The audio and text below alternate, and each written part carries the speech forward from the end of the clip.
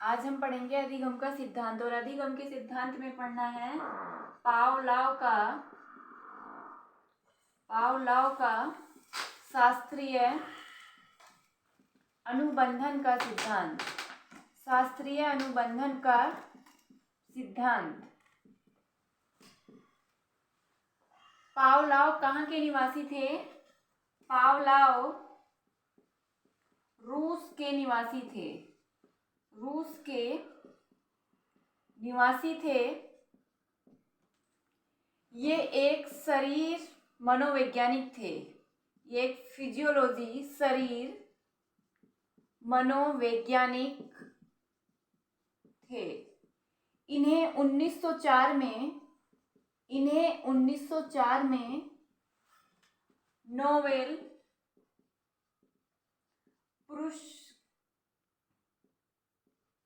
पुरस्कार भी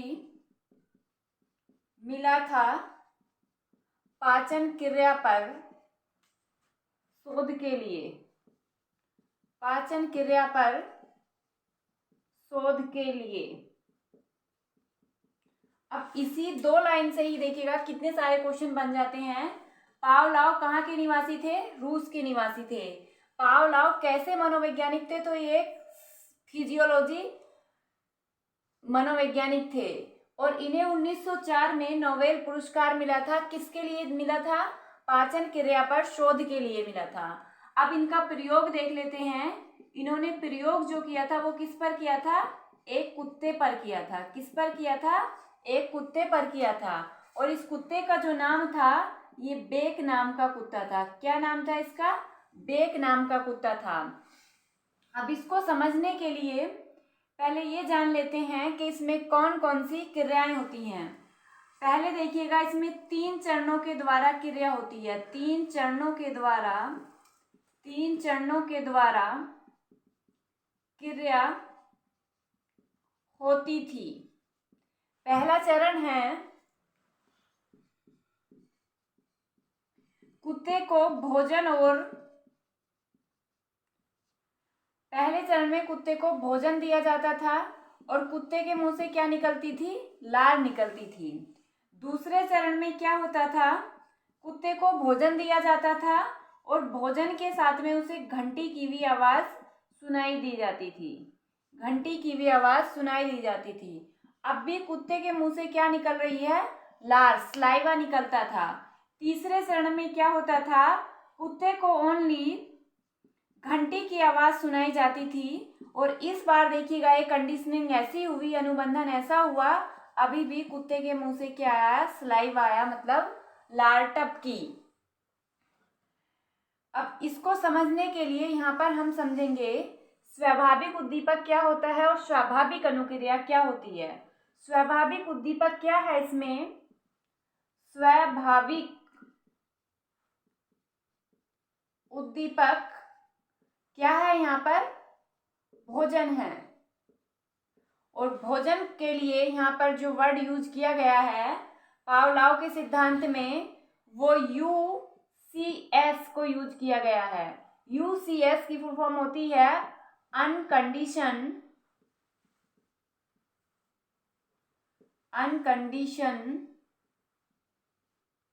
स्टिमुलस। अब देखिएगा, स्वाभाविक उद्दीपक जब कुत्ते के सामने उपस्थित किया गया तो उससे क्या टपकी? उसकी स्वाभाविक लार टपकी, जिसे क्या स्वाभाविक अनुक्रिया का नाम दिया गया। क्या दिया गया? स्वाभाविक अनुक्रिया का नाम दिया गया। किसको? यहाँ पर स्लाइवा मतलब लार को। इसको क्या कहा गया? अनकंडीशन रेस्पॉन्स कहा गया। रेस्पॉन्स कहा गया। इसके बाद में जिसे कि UCR से हम संबोधित करेंगे, UCR से। इसके बाद में CS का मतलब होता है कंडीशन स्टिमुलस। कंडीशन स्टिमुलस क्या है? यहाँ पर घंटी है। अब कुत्ते के सामने घंटी को उपस्थित किया गया तो यहाँ पर क्या हुआ? CR condition response. Condition response का मतलब होता है अस्वाभाविक अनुक्रिया, और यहाँ पर अस्वाभाविक मतलब नेचुरल नहीं था, ये कृत्रिम था। अस्वाभाविक उद्दीपक। अब पहले ये समझेंगे अनुबंधन किसे कहते हैं। पहले समझेंगे उद्दीपक को। उद्दीपक क्या होता है, देखिएगा, हमारे वातावरण में जितनी भी पर्याप्त विषय वस्तु है या वस्तुएं हैं जो हमें एक्साइटेड करती है, वो क्या है, उद्दीपक है। हमारे वातावरण में जितनी भी उपस्थित विषय वस्तु है जो हमें एक्साइटेड करती है, वो हमारे लिए क्या है, उद्दीपक है। और जिसके प्रति हम क्रिया करते हैं वो क्या है, अनुक्रिया है। वो क्या है, अनुक्रिया है। और इन दोनों के बीच की क्रिया में जो संबंध स्थापित करता है वो क्या है, हमारा अनुबंधन है। संबंध स्थापित करने को ही क्या कहते हैं, अनुबंधन कहते हैं। अब यहाँ पर इसे समझेंगे हम, जैसे क्या, यहाँ पहले कुत्ते को भोजन दिया गया तो कुत्ते के मुंह से क्या टपका, सलाइवा मतलब लार टपकी। उसके बाद सेकंड नंबर पर कुत्ते को भोजन भी दिया गया और घंटी की आवाज भी सुनाई दी गई, तो क्या टपके उसके मुंह से, लार टपकी, सलाइवा निकला। तीसरे चरण में क्या हुआ, ओनली कुत्ते को घंटी की ही आवाज सुनाई दी और घंटी की आवाज से भी उसके मुंह से सलाइवा टपका मतलब लार का निकलना हुआ। तो ये क्या हुआ, ये हमारा अनुबंधन हुआ। क्या हुआ, ये हमारा अनुबंधन हुआ। और अनुबंधन के जनक भी किसे कहा जाता है, पावलोव को ही कहा जाता है। अनुबंधन के जनक कौन है, पावलोव ही है। क्वेश्चन में पूछ लेता है कि अनुबंधन के जनक कौन है, तो पावलोव ही है। तो ये अब इससे क्वेश्चन कैसे बनता है, आपसे क्वेश्चन में पूछ लेगा स्वाभाविक उद्दीपक क्या है, तो स्वाभाविक उद्दीपक क्या है, कुत्ते के सामने भोजन है। स्वाभाविक अनुक्रिया क्या है, स्वाभाविक अनुक्रिया लार है। कंडीशन अस्वाभाविक उद्दीपक क्या है, अस्वाभाविक उद्दीपक घंटी है। अस्वाभाविक अनुक्रिया क्या है, अस्वाभाविक अनुक्रिया यहाँ पर भी लार है, जो कि कृत्रिम घंटी, जो एक कृत्रिम उद्दीपक था, इसके कारण भी लार का टपकना हुआ, तो इसे यहाँ पर अस्वाभाविक उद्दीपक का नाम दिया गया।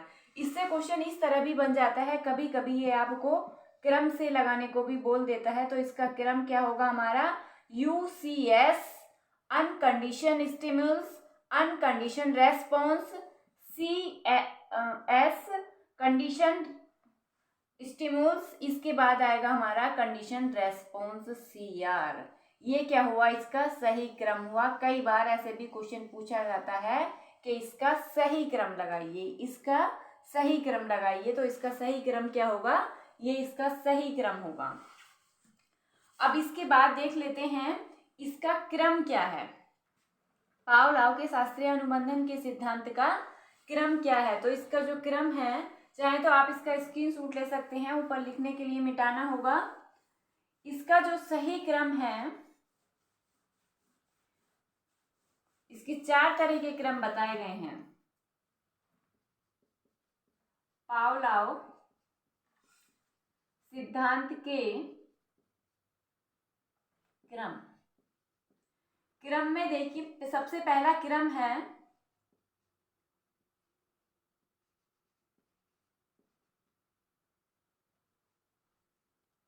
सहगामी क्रम। सहगामी क्रम में क्या होता है, घंटी और भोजन साथ साथ दिया जाता है, घंटी और भोजन साथ साथ दिया जाता है। सेकंड है हमारा विलंबित क्रम। विलंबित क्रम में क्या होता है, घंटी के बीच में 2 से लेकर 5 सेकंड का समय गैप रहता है और उसके बाद में क्या दिया जाता है, भोजन दिया जाता है। तीसरा है हमारा अवशेष या चिन्ह। क्रम। इसमें क्या होता है, घंटी की आवाज अभी कमरे में गूंज ही रही होती है और उसे भोजन दे दिया जाता है। घंटी की आवाज गूंज रही होती है कमरे में। इसको इस शब्द से ही पता चल रहा है अवशेष चिन्ह। अभी घंटी के अवशेष चिन्ह वहां पर गूंज रहे हैं और कुत्ते को क्या दे दिया जाता है, भोजन दे दिया जाता है।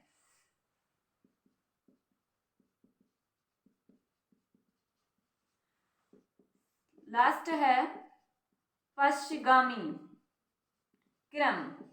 पश्चगामी क्रम में क्या होता है, पहले कुत्ते को भोजन दे दिया जाता है, भोजन पहले, बाद में घंटी की आवाज सुनाई दी जाती है, बाद में घंटी की आवाज।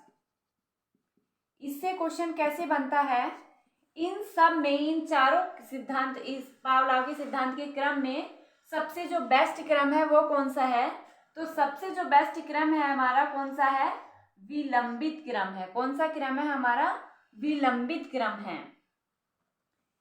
इसमें जो क्वेश्चन बनता है, यहां से भी क्वेश्चन बन जाता है कि इस सिद्धांत के, पावलोव के सिद्धांत के अनुबंधन की शर्तें क्या हैं।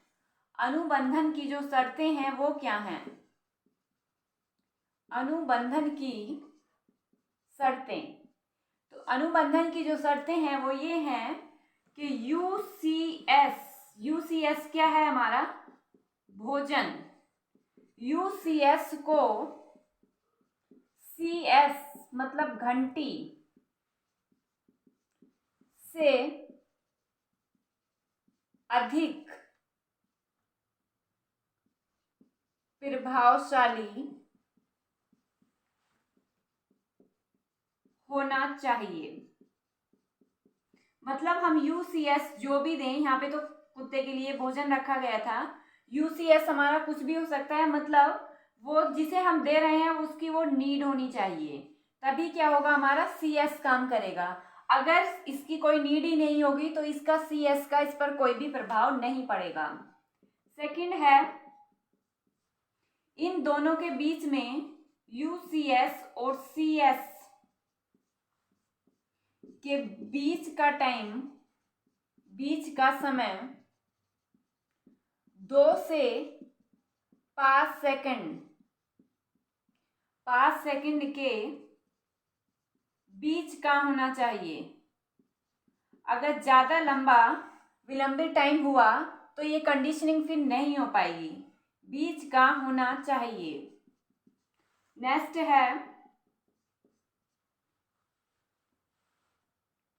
बाहरी अवरोध नहीं होना चाहिए, मतलब बाहरी कोई शोर शराबा नहीं होना चाहिए, अवरोध नहीं होना चाहिए।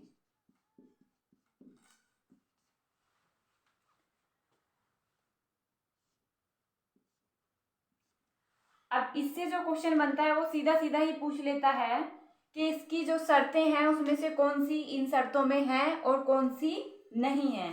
तो अगर हम ये 3 पॉइंट भी याद रखते हैं तो हम इस क्वेश्चन को सही कर सकते हैं। इसके बाद पावलोव के सिद्धांत के अन्य नाम देख लेते हैं। पावलोव के सिद्धांत के अन्य नाम क्या क्या थे। तो पावलोव के अन्य जो नाम थे वो कई सारे नाम रखे गए हैं, तो हम सभी नामों को एक बार देख लेते हैं। पहला नाम है पावलोव सिद्धांत के अन्य नाम में प्राचीन अनुबंधन का सिद्धांत, प्राचीन अनुबंधन का सिद्धांत। सेकंड है परंपरागत अनुबंधन का सिद्धांत। थर्ड है शास्त्रीय अनुबंधन का सिद्धांत। नेक्स्ट है सहज क्रिया का सिद्धांत। इसे सहज क्रिया क्यों कहा गया है, क्योंकि लार टपकना एक जन्मजात क्रिया है और हमारी जितनी भी जन्मजात क्रिया होती हैं इनबॉर्न, वो हमारी सारी सहज क्रियाएं कहलाती हैं। प्रतिवादी क्रिया का सिद्धांत। नेक्स्ट है संबंध प्रत्यावर्तन का सिद्धांत। इसके बाद नेक्स्ट है अनुकूलित। अनुकूलित इसका नाम क्यों रखा गया? क्योंकि घंटी पर भी वो अनुकूलन हो गया था, वैसे ही जैसे कि वो भोजन के प्रति करता था। अनुकूलित अनुबंधन का सिद्धांत। नेक्स्ट अनुबंधन का सिद्धांत। इसके बाद में शास्त्रीय अनुबंध, जो हम पहले भी देख चुके हैं, शास्त्रीय अनुबंधन का सिद्धांत। नेक्स्ट एंड लास्ट है S type theory. S type theory मतलब स्टिमुलस टाइप या उद्दीपक टाइप थ्योरी। इसके ये 10 नाम हैं। अगर क्वेश्चन में ये नाम आ जाते हैं, प्राचीन, परंपरागत, शास्त्रीय, सहज, प्रतिवादी, संबंध, प्रत्यावर्तन, अनुकूलित, अनुबंधन, अनुबंधन का सिद्धांत, शास्त्रीय अनुबंधन का सिद्धांत, एस टाइप थ्योरी, तो हमारा आंसर क्या होगा? ई.वी. पावलोव। पावलोव ही हमारा आंसर होगा। अब इससे क्वेश्चन जो बनते हैं वो कैसे कैसे बनते हैं? हमने यहाँ जितने भी शब्द लिखे हैं, आपका टीचर लेवल का कोई सा भी एग्जाम हो, आपका सी-टेट हो, टेट हो, सुपर टेट हो, पीजीटी हो या केवीएस हो, उसमें सभी में देखिएगा इससे क्वेश्चन बनने हैं। इसमें क्वेश्चन कहाँ कहाँ से बनते हैं? आपको अनुबंधन की शर्तें पूछ सकता है, अन्य नाम पूछ सकता है, या पावलोव, वेरी इंपॉर्टेंट, पावलोव कहाँ के निवासी थे? रूस के निवासी थे। पावलोव कैसे मनोवैज्ञानिक थे? तो शरीर मनोवैज्ञानिक थे। पावलोव ने किस पर प्रयोग किया? कुत्ते पर प्रयोग किया।